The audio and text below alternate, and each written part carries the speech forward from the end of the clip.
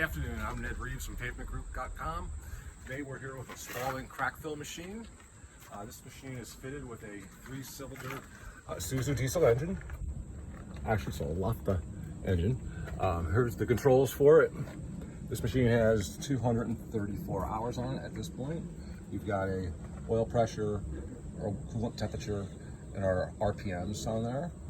This is suited with glow plugs. We'll start this up later. This machine also has an onboard air compressor because it's separate power. The gasoline electric start engine on the other side there. This will be for blowing out your cracks and joints. It's also suited with a LP tank, a double hose reel. So you got your air, your propane. You can use this heat lance here to both heat and clean out the cracks prior to crack filling. Ned, can you use these separately? Do you use them at the same time? They can be used independently. There's an on-off valve here for your air and a needle valve here for your torch, so it's controlling how much propane gas is going through it. Okay. I know LAB makes a very nice assembly for doing crack repairs for blowing out and heating. Where it combines the air and the propane mix prior to it going through the torch. Okay. I'm assuming this is a one or the other here? You can do both. On this end of it here, you'll see there's an air tube that comes all the way through it. That's your compressed air. And the propane gas is going to start in the back end here, and then it'll blow out your torch, basically a rosebud, if you will. Okay, there. Great. On the back end of the machine, you got your control panel, which controls your functions, okay? You got an oil temperature indicator, material temperature indicator. Now the oil is the This is your heat transfer oil, that is correct. So it'll be the temperature of your crack filler, your material in the kettle. And then over here we got a heated hose system on this machine. So here you can set in the temperature you want your heated hose to heat up to for this machine. Below that we have an auxiliary strobe lamp on there. We've got a hydraulic safety switch here. We have a forward and reverse for our agitator, which is the mixer inside the kettle. And then we got a forward and reverse for our pump as well. That's the material pump pumping the crack filler out. Okay, so we've got our circuit breakers in the back. For and these are your fuses here. Okay, fuses, I should say. Right, that's correct. All right. Over here we've got our valving systems. So here's also a thermostat, one for the cabinet, a thermometer I should say, and one for your material. Now this isn't going to rise until you start actually physically pumping material through it. You need to get that material probably at least 350 to 400 degrees before you're actually going to start pumping. So that thermostat is measuring the heat It's of a the thermometer material. as it passes through the plumbing system. Correct. Okay, got it. This valve here is for recirculation, either to tank or to your hose. This here's your wand valve hose valve. Open to use the wand and close to recirculate it, and they have clearly marked. Now this one here, why is it important to heat this cabinet? What's the point of that? Well, in this case here, what we're heating is the pump itself inside the cabinet. It's using the gases coming off of the diesel burner, which heats this machine, to heat the cabinet to warm the pump. So come on back here. Okay, so instead of pumping heat transfer oil through a jacket on this pump, we're to bring gases out of this cabinet. The door here, it gets opened up. That'll allow the hot gases to come back into the cabinet to heat the body of this pump and the manifold in it, and your return plumbing in it. And I see that that's adjustable. That is adjustable from a lever on the front end of the machine. That's correct, from over here. I can't quite get it from that angle, but... Okay, great. This is an insulated box, I assume? Yes, it is. Doors insulated, cabinets all insulated. The floor is insulated on that. Very nice. There's our material motor, hydraulic motor that drives the material pump inside the cabinet. Okay. Up top here, we'll see another hydraulic motor. That's the one that turns the agitator within that tank. That's this one here? That's correct. There's a limit switch on there, so when you open the doors, there's one on either door. It'll stop the agitator from spinning electrically. The circuit gets opened up. The motor will stop to make it safe to open that cabinet so nothing splashes out of the cabinet. Okay, Ned, I see that this one, unlike a lot of these kettles, this one has two doors on it. Is that? This is a 220-gallon tank, so it gives you access from both sides. You'll load your block on here. You grab the handle here, and you slam it closed. That way, when the block splashes into the hot molten crack filler, it doesn't splash back on you. And obviously, always wear safety gear. Yeah, whoever's wearing this is going to need to be shirts, face shield, the whole 9 yards. Absolutely. And consult your safety manual. Certainly consult with your safety director for your company. Make sure that you've got all the right equipment as well. if you'll see the agitator, and this tank is empty. Got a little bit of water in it. Okay, yeah, I see everything's very clean. There's, in this particular tank, looks like it's hardly been used. Nonetheless, no coking.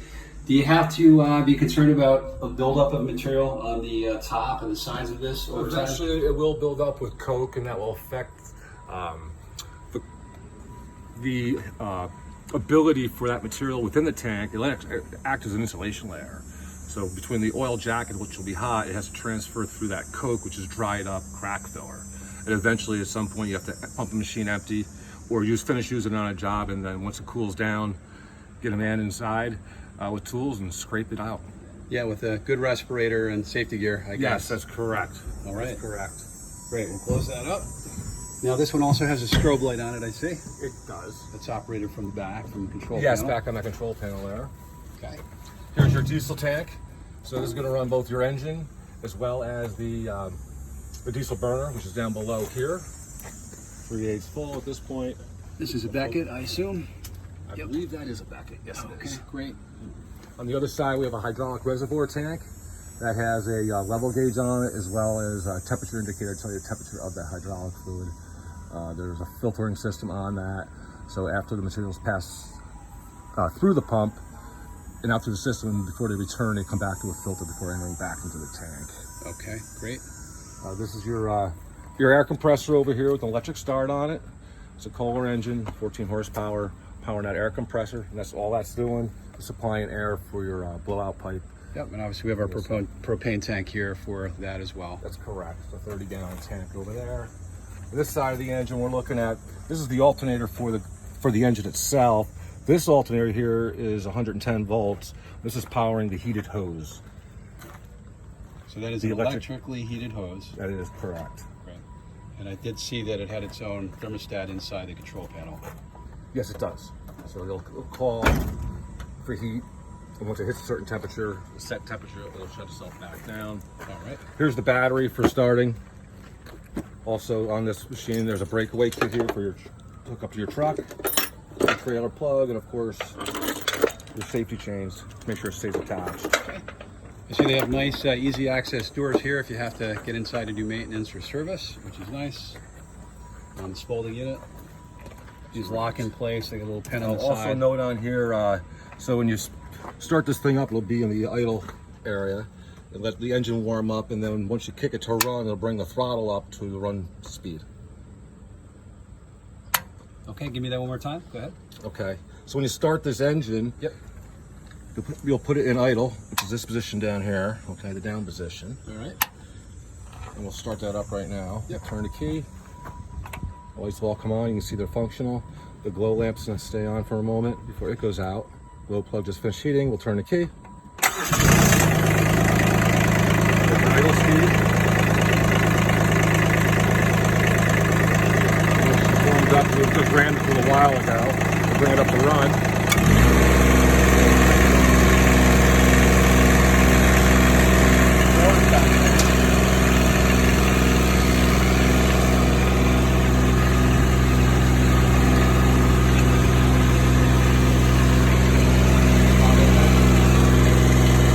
Operate the burners on it. Up here, the lockout reset switch. Just have to get it on position. Okay, so the burner lockout reset button here needs to be in the upward on position before the burners will fire. Correct. All right. Back to the control panel here. Nice and loud. Back at the control panel here. Everything is currently off at the moment. The first thing I do is want to turn on the thermostatic control for the oil, which is this switch here. Just coming up online now. Be a little patient with it. Okay, so it's telling us it's 86 degrees inside that tank, 87 right now. We're also going to bring up the material one online. These are preset at, I believe the oil was at 399 and the material temperature was at 450. Can you hit the set button just so they can see that what those temperatures are set at? There you go, 425 on the oil. 399. And the heated hose is its own. There's its own switch here. This will not come on right now, I believe, on this system. It requires your material temperature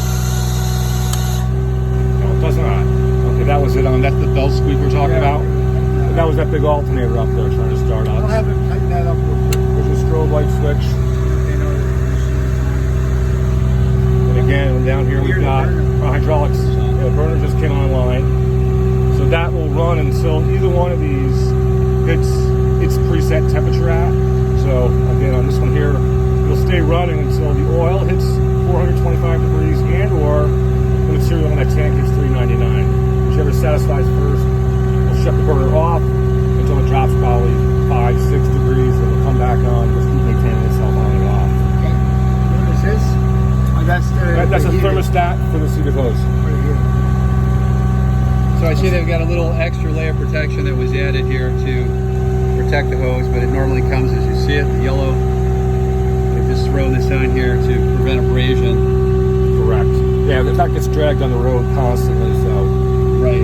yes, you want to protect the hose. All right, let's talk about this one system on here. Should we kill the motor? John, would you We mind can do that. killing the engine up there? Yeah. Let's see. It's coming out.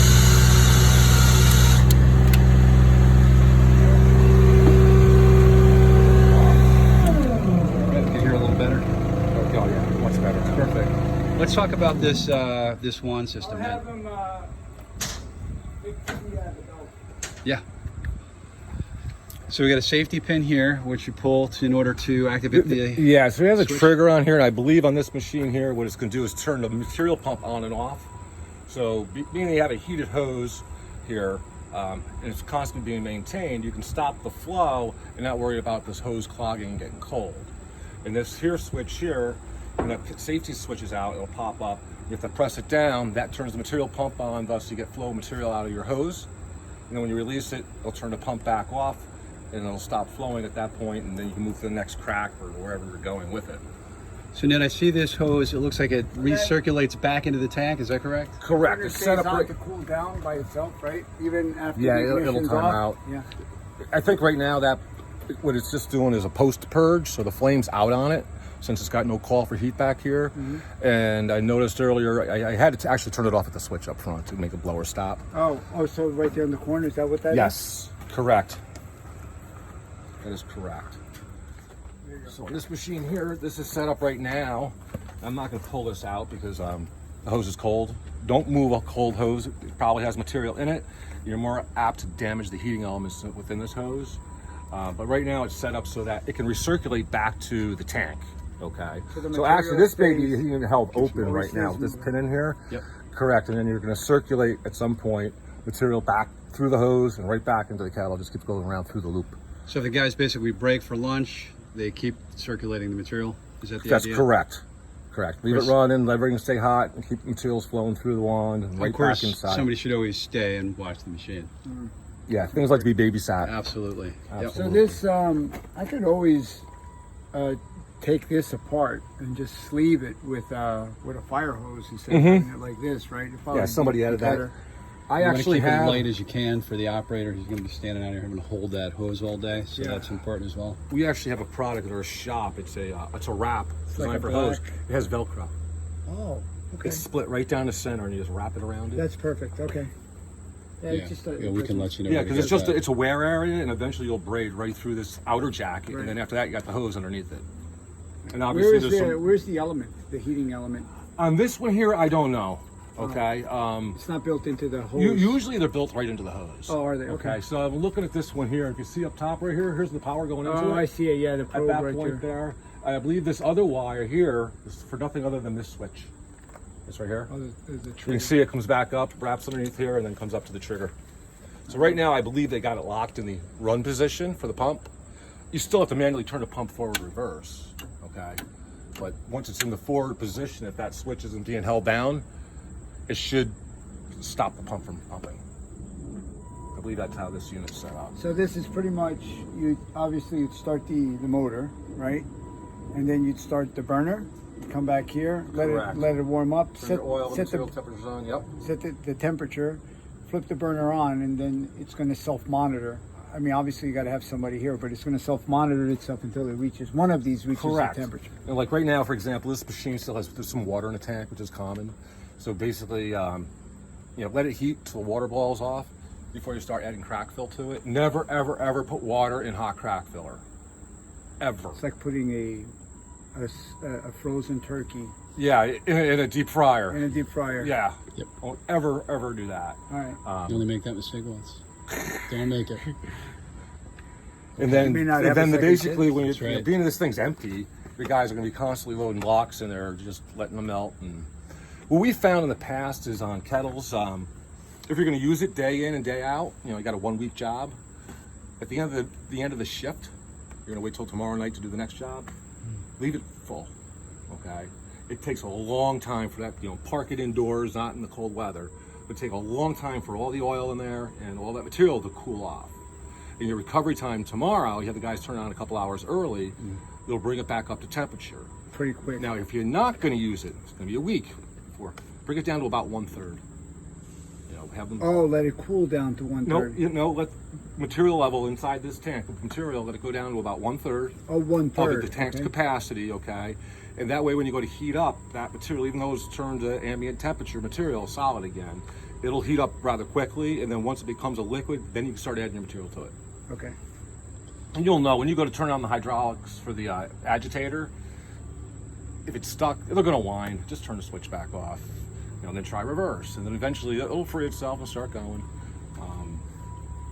Real simple. Like I said, it has safety switches on it, so that will stop when you open the door. So if you want to inspect it, somebody's got to actually hold the switch to look inside, and yeah, it's turning. And you can see it from out here as well. You can see the double chain connection between the hydraulic pump and the drive shaft. Yeah. Okay, you'll see Oh, that right there, spinning. yeah. You'll see that spinning. That's there. the agitator. Yes, that's the agitator. Okay. All right, let's go around that side, see what else we got, if anything. We've been in this cabin already. Yes, we were in here. Yep, we Okay. did. We looked at the pump. Yep. And we saw the gate. Yeah, there's the end of door the thermometer coming into the cabinet. Where does Okay. the fumes come out of? So on this cabinet here, that's a good question, John. There is no exhaust port on it. Some of them do have one. These guys don't have one. there. But there's a gap right there, an air gap on the back corner. You can see Maybe it. it goes Well, up that's. to the side. Yeah, I noticed this lever's broken. You look in here. They got a strange hinge point on that door to go up Watch and yourself, down. don't fall. You'll see. It looks like somebody ground it off there. There's looking like a bolt going through that center hole to make it work Oh, right properly. there. Yeah, I see Yep. where the bolt's supposed to be. Okay, I can fix that. Yep. Yep. I noticed that. I'm going, this is weird. It's like, oh, there's a bolt missing. This is adjustable for the damper. Correct. So you're using, and basically that, you want to get heat back here to this pump Right. because it's going to be cold. So this essentially is that chimney. Comes off of that chimney. Yeah, so there's your chimney. That's your Yeah, stack. that's the chimney right there. Right, but at the same time, it'll allow, if it's closed, you're not going to get heat back here. You won't ever get the pump started. Right. And So I've had it's- customers fill up a 200-gallon kettle, shut the whole thing off, go to lunch, come back, say, the pump won't move. So, well, you need more heat. But it brings up the temperature, my heater won't run. Guess what? You're sort of screwed. Yeah, you left the. sort of so I gotta screwed. go get a. Yeah, get a rosebud torch in there to try Here to we go. clean that out. We've had that happen with our tack truck. You know what I mean? Or you call it a day and let the thing cool down enough so the heater will come on and start heating that pump back up. And then they're pissed at me. You sold me the machine, like, that's user error. I can't help you. It's chock full. What do we have here, Ned? We've got a. That's going to be a valve drain. for drain. I'm not sure whether that's a material drain or usually put them on the bottom. Let's take a look. Transfer oil drain. I don't see it coming through here. That may be a transfer oil drain. Usually going to put them on the bottom Okay. because getting that cover up with this thing full of oil. I It's see. hot, we know that, but usually there's a drain on the bottoms of the cabinets. Yep. Drain the transfer oil out of them. Also, possibly even a material drain in there as well. You're Because you've saying got something